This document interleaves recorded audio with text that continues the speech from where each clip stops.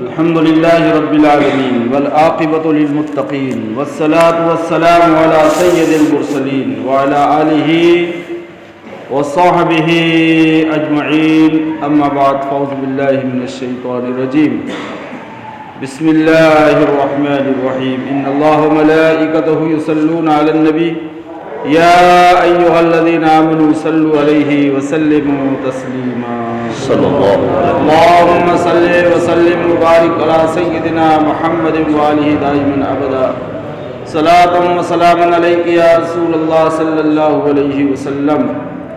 أعوذ بالله من الشيطان الرجيم بسم الله الرحمن الرحيم وإذ قلنا ادخلوا هذه القرية فكلوا منها حيث شئتم رغدا وادخلوا الباب سجدا وقولوا حطة نغفر لكم خطاياكم وسنزيد المحسنين.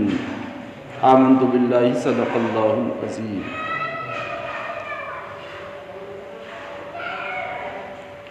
اور جب ہم نے فرمایا اس بستی میں جاؤ پھر اس میں جہاں چاہو بے روک ٹوک کھاؤ اور دروازے میں سجدہ کرتے ہوئے داخل ہو اور کہو ہمارے گناہ معاف ہوں، ہم تمہاری خطائیں بخش دیں گے اور قریب ہے کہ نیکی والوں کو اور زیادہ دیں. اللہ تبارک و تعالی نے متعدد نعمتیں اپنی بارگاہ کرم سے جو بنی اسرائیل کو عطا فرمائی تھی اس کا ذکر اوپر کی آیتوں میں ہوا. انہی میں سے ایک احسان یہ بھی ہیں کہ جو پچھلے ہفتہ جس آیت کریمہ کا تذکرہ ہوا انہیں 40 سال تک ایک میدان میں قید کر دیا گیا. ان کے اوپر قید کرنے کے باوجود انہیں قید خانے کی مشقتیں نہیں دی گئی بلکہ ان کے لیے اس میں آسانی یہ پیدا کر دی گئی کہ ان کے اوپر بادل سایہ کرتا اور کھانے اور پینے کے لیے من و سلوہ ان کے اوپر اللہ تعالیٰ نازل فرماتا. لباس کا حال ایسا تھا کہ جو کبھی میلا نہ ہوتا، جو بچہ پیدا ہوتا وہ لباس کے ساتھ پیدا ہوتا، جس قدر بڑھتا اس قدر اس کا لباس بھی بڑھتا. نہ کھانے کمانے کے لیے مشقت کرنے کی ضرورت، نہ رزق حاصل کرنے کے لیے کوئی دوسری تکالیف کو برداشت کرنے کی ضرورت. ہر چیز تھے قید خانے میں لیکن ہر سویدھا اور ہر آسانی ان کے لیے اللہ تبارک و تعالیٰ نے وہاں رکھی تھی. پھر اس کے بعد اللہ تعالیٰ نے ان کی توبہ قبول کی. اصل میں یہ تھے ہر بار توبہ کرتے اور ہر بار عذاب الہی میں گرفتار ہوتے، پھر ہر بار توبہ کرتے، پھر جو ہے اپنی توبہ کا کوئی پاس و لحاظ نہیں رکھتے کہ ہم نے توبہ کی، پھر وہی جرم کرتے، پھر حضرت موسیٰ علیہ السلام کی نافرمانی کرتے. غرض کے توبہ کرنے کے بعد توبہ کو انہوں نے ایک مذاق سمجھ رکھا تھا کہ بس نافرمانی کرتے رہو اور پھر توبہ کرتے رہو.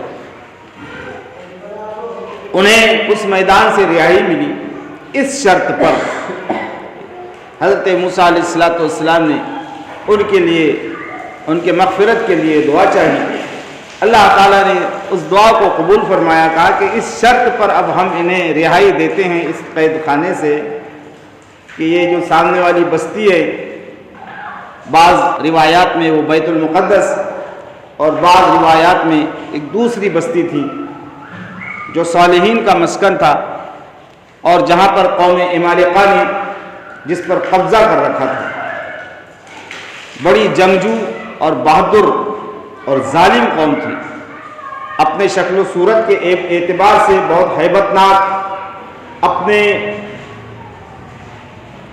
فزیکل ڈھانچے کے اعتبار سے بڑی لہیم سہیم، جس کا تذکرہ مفسرین کرام کرتے ہوئے فرماتے ہیں کہ ان کا جوتا اتنا بڑا ہوتا ہے کہ اپنے جیسا ایک آدمی اس میں سو سکتا ہے، اتنا بڑا جوتا، اور ایسی ہیبت ناک شکل و صورت اور جسم والے۔ اب ان کو یہ ہوا کہ تم بیت المقدس میں داخل ہو، اور داخل کیسے ہو؟ وہ جو بیت المقدس کا دروازہ ہے، بعض مفسرین اکرام کے مطابق وہ دروازہ آج تک موجود ہیں، جس کو باب حطہ کہتے ہیں۔ وہ یا تو مسجد بیت المقدس کا دروازہ تھا یا شہر بیت المقدس کا دروازہ۔ بہرحال اس میں داخل ہونے کا انہیں حکم ملا۔ داخل کیسے ہوں؟ تو اللہ تبارک و تعالی اس آیہ مبارکہ میں ارشاد فرماتا ہے، وَإِذْ قُلْنَا ادْخُلُوا هَٰذِهِ الْقَرْيَةَ، قریہ کہتے ہیں بستی کو، اور جب ہم نے فرمایا اس بستی میں جاؤ، فَكُلُوا، تو اس میں سے کھاؤ اور پیو، مِنْ حَيْثُ مَا شِئْتُمَا، تم جو چاہو کھاؤ۔ پچھلے ہفتے میں بھی اس تعلق سے کچھ کہنے سننے کا شرف حاصل ہوا تھا کہ جہاں اللہ تبارک و تعالی حلال چیزوں کے کھانے پینے کا حکم فرماتا ہے، وہاں مطلق اس کو رکھتا ہے کہ جو چاہو کھاؤ۔ وہاں مسور کھاؤ، مٹر کھاؤ، مونگ کھاؤ، دال کھاؤ، گوشت کھاؤ، یہ لمبی چوڑی فہرست بیان نہیں فرماتا ہے۔ جہاں کھانے اور حلال رزق کا جہاں کی بات ہوتی ہے تو وہاں اللہ تعالیٰ ایک مطلق قانون، پاک چیزیں کھاؤ اور پیو۔ لیکن جب بات حرام سے رکنے کی ہوتی ہے تو اللہ تبارک و تعالیٰ حرام کیا ہے اس کی ایک ایک بات کی نشاندہی فرماتا ہے۔ رشتوں کی حرمت اس نے بیان فرمائی، کھانے پینے کی حرمت اس نے بیان فرمائی، اور جو چیزیں اللہ کی بارگاہ میں ناپسندیدہ ہیں اس کی حرمت اللہ تبارک و تعالیٰ نے نام لے کر بیان فرمائی کہ تمہیں یہ نہیں کرنا ہے، یہ نہیں کھانا ہے، یہ نہیں پینا ہے، مردار کے قریب نہیں جانا ہے، یتیم کے مال کے قریب نہیں جانا ہے، تمہیں اپنی ماں سے نکاح نہیں کرنا ہے، خالہ سے نکاح نہیں کرنا ہے، پھوپھی سے نکاح نہیں کرنا ہے نہیں، یہ سارے رشتے بھی اللہ تبارک و تعالیٰ نے، حرمت والے نکاح رشتے بھی اللہ تبارک و تعالیٰ نے بیان فرمائے۔ جن سے کرنا ہے ان کے لیے مطلق رکھا، فَانْكِحُوا مَا طَابَ لَكُم مِّنَ النِّسَاءِ مَثْنَىٰ وَثُلَاثَ وَرُبَاعَ، عورتوں میں سے جس سے چاہو تم نکاح کرو، ایک کرو، اور اگر کوئی وجہ ہے تو 2 کرو، 3 کرو، 4 کرو، کوئی حرجہ نہیں، لیکن کسی سے بھی کرو، لیکن حرمت والے جو نکاح ہیں، جو رشتے ہیں جو ہو ہی نہیں سکتا، جن سے رشتے ازدواج قائم ہی نہیں ہو سکتا ہے نہیں، اس کو اللہ تبارک و تعالیٰ نے نام لے لے کر بیان فرما دیا۔ تو حرمت کی جو بات ہے، حرام ہونے کی جو بات ہے، ناجائز ہونے کی جو بات ہے، اللہ تعالیٰ اسے نام لے کر بیان فرماتا ہے نہیں۔ تو جو نام لے کر بیان کیے گئے، پھر مفسرین اکرام رضوان اللہ تعالی علیہم اجمعین نے، ائمہ مجتہدین نے اسی علت کو پکڑ کر جو دوسری چیزیں حرام فرمائیں وہ اس کی علت کے پائے جانے کی وجہ، جیسے شراب حرام ہے، شراب حرام ہے تو شراب کا تو نام ہے قرآن پاک میں، گانجے کا نام نہیں ہے، چرس کا نام نہیں ہے، تو گانجا اور چرس کیوں حرام ہے؟ ہیروئن کا نام نہیں ہے، وہ کیوں حرام ہے؟ اس کا تو نام ہی نہیں ہے۔ تو مفسرین اکرام، ائمہ مجتہدین یعنی امام اعظم ابو حنیفہ، امام شافعی، امام احمد بن حنبل، امام مالک، امام محمد، امام ابو یوسف، یہ جو ائمہ مجتہدین رضوان اللہ تعالی علیہ اجمعین ہیں، انہوں نے شراب کے حرام ہونے کی علت ڈھونڈی، وجہ ڈھونڈی کہ شراب حرام ہے، کیوں حرام ہے؟ کیا وہ پتلی ہے اس لیے حرام ہے؟ کیا وہ شیشی میں بند ہوتی ہیں اس لیے حرام ہے؟ کیا اس کا رنگ کالا پیلا نیلا لال ہوتا ہے اس لیے حرام ہے؟ کیوں حرام ہے؟ تو ایک علت شراب کے حرام ہونے کی اللہ تعالیٰ نے وہ علت بیان نہیں فرمائی، اللہ تعالیٰ نے شراب بیان فرمائی ہے۔ ائمہ مجتہدین نے شراب کے حرام ہونے کی وہ علت ڈھونڈ کر نکالی ہے کہ کس وجہ سے شراب حرام ہے، تو ایک مشترک علت ائمہ مجتہدین رضوان اللہ تعالی علیہم اجمعین نے یہ نکالی اس میں سے کہ شراب میں چونکہ نشہ ہوتا ہے، عقل کو ضائع کر دیتی ہے، اس لیے شراب حرام ہے۔ تو اب عقل کو ضائع کرنے والی چیز جہاں جہاں پائی جائے گی، وہ چاہے ہیروئن میں پائی جائے گی، وہ چاہے گانے میں پائی جائے گی، وہ چاہے چرس میں پائی جائے گی، جس چیز میں بھی اب عقل کو ضائع کرنے والی چیز پائی جائے گی، مادہ پایا جائے گا، وہ چیز اب حرام ہوگی۔ لیکن اصل وہ قرآن کی وہی آیت ہے کہ شراب حرام ہے، اور علت شراب کے حرام ہونے کی یہ ہے کہ اس میں نشہ ہے، اور نشہ کیا کرتا ہے، وہ عقل کو ضائع کر دیتا ہے، ضائع کر دیتا ہے، اچھی اور بری چیز کو سمجھنے کا مادہ اس سے ختم ہو جاتا ہے۔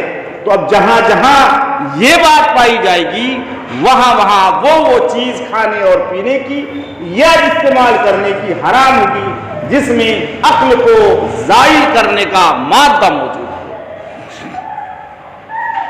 تو جو حرام ہوتا ہے، حرام ہونے کا جو معاملہ ہے، اللہ تبارک و تعالی اس کو بیان فرماتا ہے، اور جو حرام نہیں ہوتا ہے اس کے لیے ایک مطلق قانون ہے، کھاؤ اور پیو۔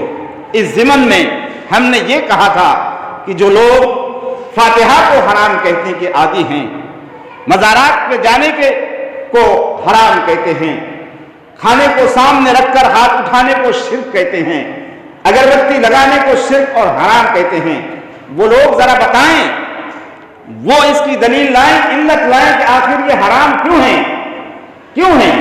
کیونکہ حرمت والی ساری چیزیں اللہ تعالیٰ نے بیان فرمائی ہیں، اور علت کو نکال کر ائمہ مجتہدین رضوان اللہ تعالیٰ علیہم اجمعین نے وہ ساری چیزیں حرام فرمائی ہیں جس کے اندر قرآن کی بیان کردہ وہ علت موجود ہوتی ہے۔ تو قرآن عظیم نے یہاں فرمایا وَإِذْ قُلْنَا ادْخُلُوا هَٰذِهِ الْقَرْيَةَ فَكُلُوا مِنْهَا حَيْثُ شِئْتُمْ رَغَدًا وَادْخُلُوا الْبَابَ سُجَّدًا وَقُولُوا حِطَّةٌ نَغْفِرْ لَكُمْ خَطَايَاكُمْ وَسَنَزِيدُ الْمُحْسِنِينَ۔ اور جب ہم نے فرمایا اس بستی میں جاؤ، پھر کیا کرو؟ ابھی تک تو تم من و سلوہ کھا کر اب بیزار ہو چکے تھے، ابھی تک من و سلوہ تمہارے اوپر آ رہا تھا، کمانے کی بھی کوئی مشقت نہیں کرنی پڑ رہی تھی، آئے کا سب سارا مل رہا تھا، نہ کپڑے خریدنے کی ضرورت، نہ کپڑے دھونے کی ضرورت، نہ جو ہے کھانے پکانے کی اشیاء کو لانے کے لیے مشقت کرنا اور پیسے روپئے کمانا، اس کی بھی ضرورت نہیں، کھانے پینے کے لیے جو ہے من و سلوہ اتر رہا ہے، کپڑے کبھی میلے ہی نہیں ہو رہے ہیں، گھر بنانے کی ضرورت نہیں، ویسے ہی اللہ تعالیٰ نے ابر کا صاحبان تمہارے لیے کر دیا ہے نا، اور اس پورے میدان کو جو ہے ایئر کنڈیشن تمہارے لیے بنایا ہے، کوئی ٹینشن کی بات نہیں۔ لیکن پھر بھی ان کو ٹینشن لگتا تھا، یار یہ کیا، ایک ہی جگہ قید ہوئے ہیں، اور یہ روز روز بس من و سلوہ من و سلوہ من و سلوہ۔ انہیں اس کی قیمت نہیں تھی کہ یہ جنت سے آ رہا ہے، نعوذ باللہ، بس ان کو اپنی طبعی آزادی چاہیے تھی، ہے نہیں، وہ جنت کے اس پرقید کھانے پر مطمئن نہیں تھے۔ حضرت موسیٰ علیہ السلام کی صحبت معیت انہیں حاصل تھی، اس پر وہ جو ہے خوش نہیں تھے، بس وہ ناخوش اس لیے تھے کہ روز روز ایک ہی کھانا۔ سو اللہ تبارک و تعالیٰ نے ان کی اس دلی خواہش کو بھی پورا کر دیا، چلو ہم تمہیں بیت المقدس یہاں سے رہا کرتے ہیں، اب تمہیں بیت المقدس جانا ہوگا، اور جانا کیسے ہوگا؟ سجدن، سجدہ کرتے۔ کیسے جانا ہوگا؟ یعنی جب تم اس بیت المقدس کے دروازے میں داخل ہوں گے شہر کے، تو تمہیں سجدہ کرنا ہوگا۔ اب یہ سجدہ کس کے لیے تھا؟ یہ ایک الگ بحث ہے، بعض نے کہا کہ وہ اللہ ہی کے لیے تھا، بعض نے کہا کہ اس سجدے سے مراد صرف تعظیم ہے، یعنی جب دروازے میں جاؤ تو جھک جاؤ تھوڑا سا، یا یہ کہ پھر جانے کے بعد سجدہ شکر بجا لاؤ، ہے نہیں کہ اللہ تبارک و تعالیٰ نے تمہیں رہائی دی، یہ سجدہ شکر اس شہر میں جا کر کرو جو صالحین کی بستی ہے۔ تو فرمایا وَادْخُلُوا الْبَابَ سُجَّدًا، اور دروازے میں سجدہ کرتے ہوئے داخل ہو۔ اور سجدہ کرنے کے ساتھ کہو کیا؟ وَقُولُوا حِطَّةٌ، اور کہو ہمارے گناہ معاف ہو۔ یہ حِطَّةٌ ایک سریانی زبان کا لفظ ہے، یہ کہو سجدے میں۔ ہم سبحان ربی الاعلیٰ کہتے ہیں نا، انہیں حکم یہ تھا کہ تم سجدے میں جاؤ اور حِطَّةٌ کہو۔ حِطَّةٌ کے مطلب ہے تو ہمارے گناہ معاف فرما دے، اور کہو ہمارے گناہ معاف ہو۔ تو پھر کیا ہوگا؟ نغفر لکم، تمہاری یہ سجدہ اور تمہاری یہ حِطَّةٌ کی دعا ہم اسے قبول کریں گے۔ نغفر لکم خطایاکم، پھر ہم تمہاری تمام خطاؤں کو معاف کر دیں گے، یعنی وَسَنَزِيدُ الْمُحْسِنِينَ، اور تم میں سے جو نیک ہیں، اب یہ ہے کہ خطا کاروں کی خطائیں معاف ہو جائیں گی، گناہ گاروں کے گناہ معاف ہو جائیں گے، لیکن حضرت موسیٰ کے ساتھ جو اور نیک لوگ ہیں ان کا کیا ہوگا؟ تو فرماتا ہے وَسَنَزِيدُ الْمُحْسِنِينَ، اور ہم احسان کرنے والوں کو مزید جزا عطا فرماتے ہیں، یعنی جو نیکوکار ہیں ان کے درجات کو ہم مزید اضافہ کر دیں گے ان کے درجات کے اندر۔ ایک تو یہ اس سجدے کا جو ثمرہ ہوگا وہ گناہگاروں کے لیے بخشش، ان کے گناہوں کی معافی، اور نیکوکاروں کے لیے یہ انعام ہوگا کہ ان کے درجات میں ہم اضافہ فرما دیں گے۔ تو جب آدمی اس سے پتہ لگا کہ جب نیکوکار توبہ کرتے ہیں اور جب گناہگار توبہ کرتے ہیں، تو گناہگار جب توبہ کرتا ہے تو اس کے گناہ معاف ہوتے ہیں، سیئات دور ہوتے ہیں، گناہ نیکیوں میں تبدیل ہوتے ہیں، اور جب نیک لوگ توبہ کرتے ہیں، ہم دیکھتے ہیں جتنے گناہگار توبہ نہیں کرتے ہیں اس سے زیادہ جو لوگ نیک ہوتے ہیں وہ توبہ کرتے ہیں۔ آخر بات کیا ہے؟ وہ تو گناہ نہیں کرتے ہیں، پھر بھی توبہ کیوں کرتے ہیں؟ اس توبہ سے انہیں کیا فائدہ ہوتا ہے؟ اس توبہ سے انہیں فائدہ یہ ہوتا ہے کہ نیک تو پہلے ہی سے ہیں، فرما بردار تو پہلے ہی سے ہیں، مزید توبہ کا جب اصرار ان کا بڑھتا ہے تو اللہ تبارک و تعالیٰ ان کے درجے کو مزید بلند فرما دیتا ہے۔ اور گناہگار جب توبہ کرتا ہے تو اس سے فائدہ اس کو یہ حاصل ہوتا ہے کہ اس کے گناہ معاف ہوتے ہیں۔ حد یہ ہے توبہ کی فضیلت یہ ہے کہ اللہ تعالیٰ گناہوں کو نیکیوں میں تبدیل فرماتا ہے۔ کیسا کریم مولا ہے، کیسا کریم! گناہ ہم نے کیے، یعنی گناہ ہم نے کیے، لیکن اللہ تعالیٰ توبہ کی بدولت، توبہ اس کو اتنی پسند ہے، شرمندگی اس کی بارگاہ میں اتنی پسند ہے، شرمندگی کے آنسو بہانا اس کی بارگاہ میں اسے اتنے پسند ہے کہ گناہ ہم کریں، نماز ہم نہ پڑھیں، گناہ ہے، لیکن اس گناہ کو وہ چاہے تو نیکیوں میں تبدیل فرما دے۔ شراب نعوذ باللہ کسی کو پینے کی عادت ہے تو وہ بندہ پیے، مگر اس کا کرم جب ہوتا ہے تو اس کے اس گناہ کو بھی وہ نیکیوں میں تبدیل فرما دیتا ہے۔ کیسا کریم مولا ہے! گناہ ہم کرتے ہیں اور گناہ کرنے کے بعد جب توبہ کرتے ہیں تو اللہ تعالیٰ انہی گناہوں کو وہ نیکیوں میں تبدیل فرما دیتا ہے۔ انہیں بھی حکم ہوا، جو کچھ ہوا موسیٰ کے ساتھ جو تم نے نافرمانی کی ہے نہیں، اس کے متعلق تم توبہ کر لو، ہوگا کیا؟ نغفر لکم خطایاکم، تو ہم تمہاری وہ خطائیں معاف فرما دیں گے۔ مفسرین اکرام، ایک کام کی بات جو یہاں سے سمجھ میں آئی، انہیں حکم ہوا کیا کہ تم اس بستی میں داخل ہو اور سجدہ کرتے ہوئے داخل ہو۔ آخر اس بستی میں داخل ہونے کا یہ قرینہ ان کے لیے کیوں بیان کیا گیا؟ انہیں یہ حکم کیوں دیا گیا کہ تم سجدہ کرتے ہوئے داخل ہو؟ تو مفسرین فرماتے ہیں چونکہ وہ بستی اللہ والوں کی بستی تھی، وہ بستی انبیاء اکرام کا مسکن تھا۔ حضرت موسیٰ علیہ السلام سے پہلے جو انبیاء آئے تھے، مرسلین آئے تھے، وہ بیت المقدس میں رہا کرتے تھے، ان کی زندگیاں گزری تھی، انہوں نے وہاں نمازیں پڑھی تھی، انہوں نے وہاں رکوع اور سجدے کیے تھے، بعض انبیاء اکرام کی وہاں مزارات بھی تھی، قبور بھی تھے۔ تو اب انہیں حکم ہوا کہ ایسی بستی میں جہاں انبیاء رہا کرتے تھے یا رہا کرتے ہیں یا جہاں صالحین کی مزاریں ہیں، اب اس کے ادب کا تقاضا یہ ہے کہ اس شہر کے دروازے میں جب داخل ہو تو ذرا جھک کر داخل ہو، یہی وجہ ہے جب ہم مزارات اولیاء پر حاضر ہوتے ہیں تو سر تو نہیں جھکتے، البتہ ہمارا دل ضرور جھک جاتا ہے۔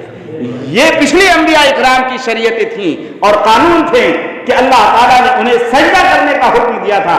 ہم مزارات اولیاء پر سجدہ تو نہیں کرتے، لیکن البتہ آپ نے دیکھا ہوگا جو خوش عقیدہ مسلمان جاتا ہے اگرچہ سجدہ نہ کرتا ہو لیکن وہ دل کو ضرور جھکا دیتا ہے. یہ آیت مبارکہ اس دل کو جھکانے کی اصل ہے. دل اس لیے جھکتے ہیں کہ اللہ تعالیٰ نے بنی اسرائیل کو جب بیت المقدس میں جانے کا حکم فرمایا تو فرمایا اپنے سروں کو جھکاتے ہوئے جاؤ، اپنے سروں کو جھکاتے ہوئے جاؤ.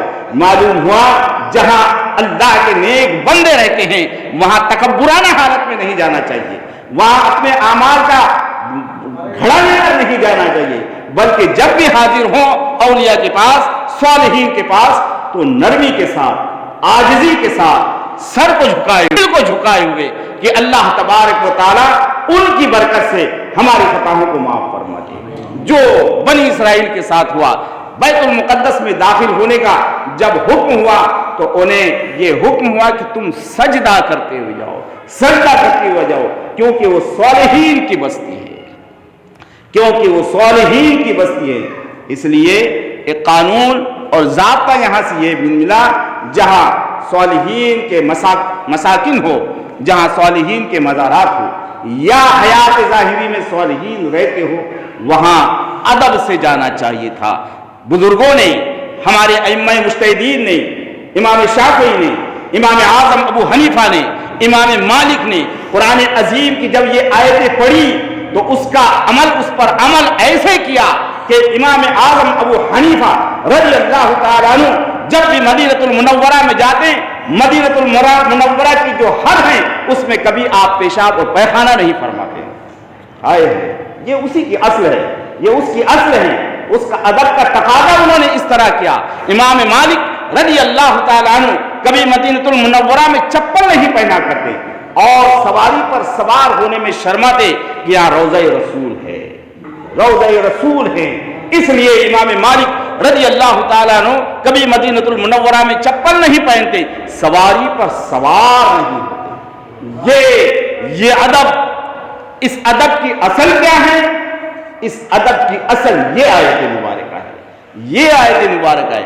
ہم مزارات اولیاء پر صالحین کا ادب جو کرتے ہیں وہ اس لیے نہیں کہ ان سے ہمیں اندھی عقیدت ہیں، بلکہ اس لیے کرتے ہیں کہ یہ قانون خداوندی ہے. اللہ تبارک و تعالی ہمیں آپ کو قرآن عظیم صحیح طور پر پڑھنے، سننے، سمجھنے کی توفیق خیر عطا فرمائے. وآخر دعوانا ان الحمد للہ رب العالمین. اللہم ربنا تقبل منا انک